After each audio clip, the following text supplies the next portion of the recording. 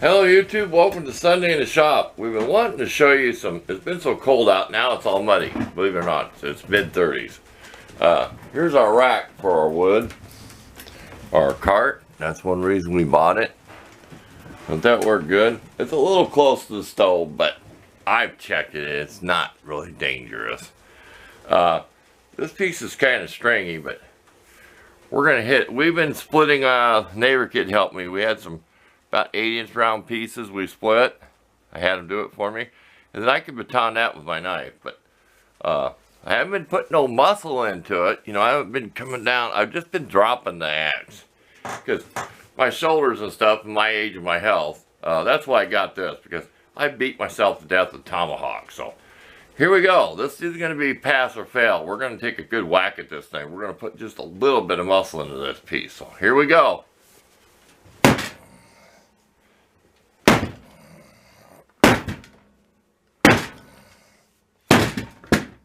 That was a pretty knotty piece there. We'll get up closer and show you. So that's all you get. Raising dust in here. See how stringy it is? That's all you get of that. So, I could have pulled it back out there and hit it again. And I really shouldn't be doing it on the wood floor.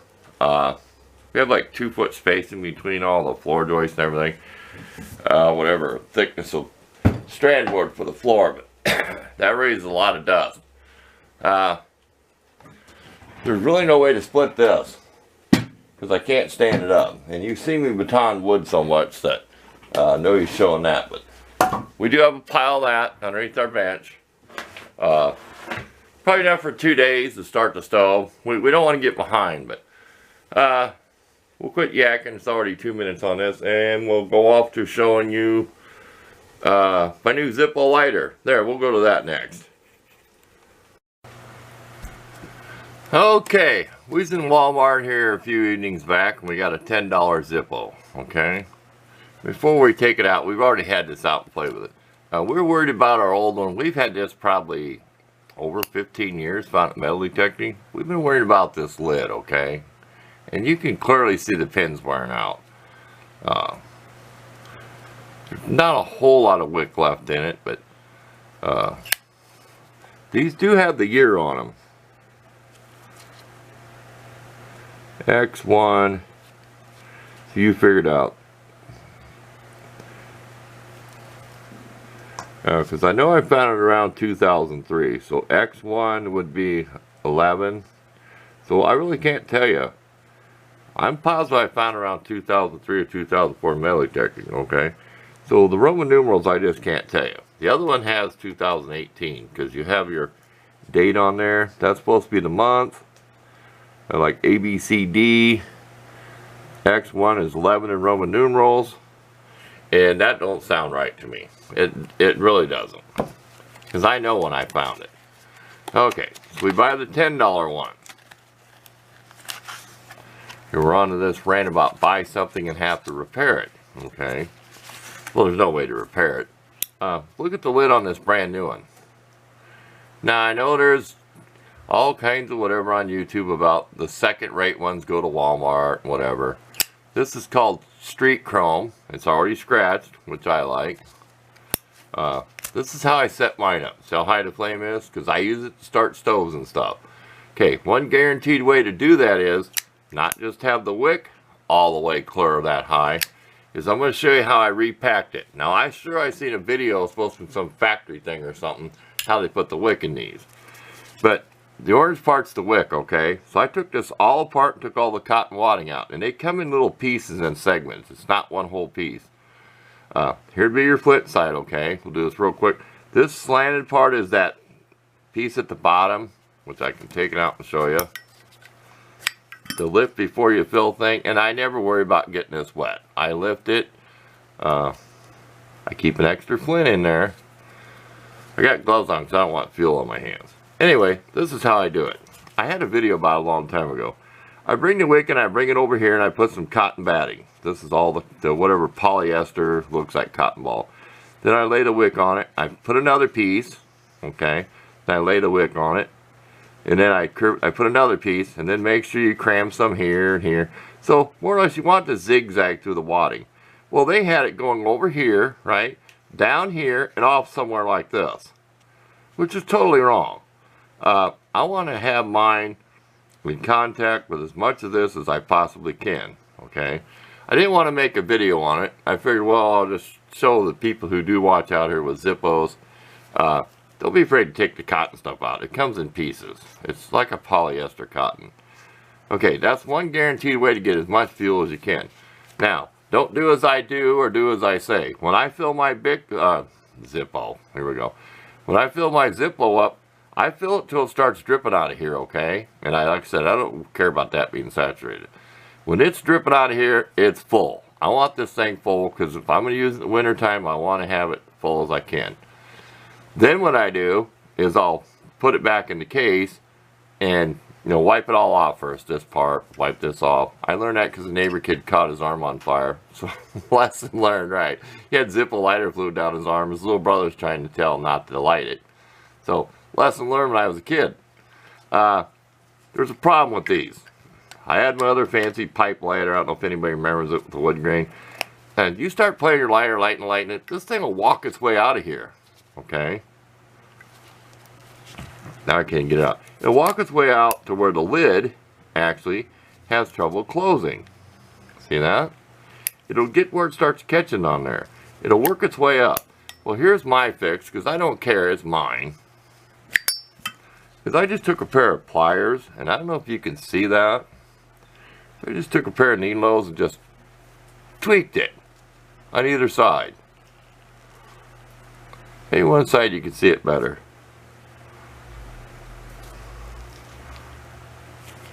Here, hold. Yeah, maybe you can see it that way. I just tweak it, bend it out. That way you got to kind of fidget to get it in here. But it's a lot tighter and it stays in there better. So that's my tip for that. There's several ways I've used to light a Bic. My hands are getting more crippled. I used to always light my, I said it again, didn't I? Zippo. Get with the program here. Well, Sunday you can make mistakes. I can't do that like I used to. So I've been doing it this way. Okay? Really nice doing it with these gloves on, huh? He's on fire right on camera. I'm not really the greatest at doing that. I've been practicing because I always done it this way. And flip my thumb back around. So, just my two techniques how I use my Zippo. I've been trying to do it this way because I've been having trouble fumbling this way and fumbling trying to get my thumb around to close it. So there you go, street chrome. I'll take a picture of it in the package. Okay, enough yakking about that. That killed too many minutes. Geez, 5 minutes on a Zippo. But like I said, it's Sunday in the shop. It's the day that I make videos just for you and me.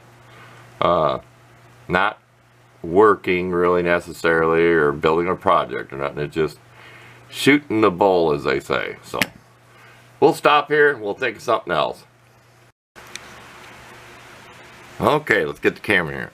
Okay, when I first got on YouTube, it's probably around, I got on YouTube 2012, so I can't tell you when I made this. It was the very beginning. This is not done on a lathe. This is a handle off an old Craftsman 1/4-inch ratchet. And I will take the picture of the number of it in case anybody's interested.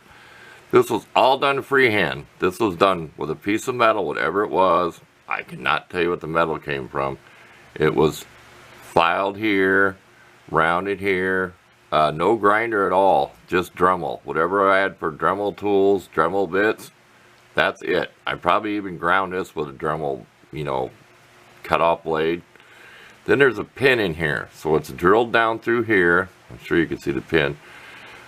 This was all carved, so it would fit that. And I have used this on small stuff. You can tell there's a little bit of wear on there. We're going to clean this up and bring it back and show you, because now we have some 1200 grit sandpaper. We have some 1000 grit. That's 600. This is 500. So we got various grits. So we're going to clean this up a little bit, show you before and after. We probably won't take too many pictures. Try to get this a little better. and get it polished up where it's a little better without using a buffer pad. We want to shine this up. We did a little test spot here somewhere just with sandpaper because we're out of our buffer wheel stuff. So stay tuned. This will probably be the last thing of the day. Stay tuned. I'll come back when this is all polished up. We may find a little bit of scrubby pad like here just to buff this. So hang in there. We'll clean this thing up and then we'll take some pictures of it so you can see if you could look it up and you can tell me how old this ratchet would have been. But that is a neat little handle. And the ratchet was broke. I didn't take a good ratchet. So stay tuned. Okay, we wasn't able to use our sandpaper. There's a spot on you can see. This has to be chrome plated. We started bringing copper up and we was using some of our rust spray so we could use our sandpaper with a little bit of oil on it. So what we did was we used our little Dremel emery, which we have to find some more of these. You gotta almost buy a whole kit just to get one unless you I find somewhere to order them online. Then some bumping compound on one of these, what was left on here. And then we used a dry one to fluff it off, to get it off there. So this has to be chrome plated. It's just going back in the toolbox with some rust spray on it. But like I said, I don't know if it's going to show up. I seen it. I seen copper raising up. Somewhere like a round circle, you see the edge of the copper peeking through. So there you go. We'll take a picture of that. And we took a picture beside a penny there so you can tell what the actual size is. I don't know where my ruler is right now, but you can tell it's not very big. Not very big at all. So that's it for this week. Thanks for watching, and we'll look forward to seeing you next Sunday.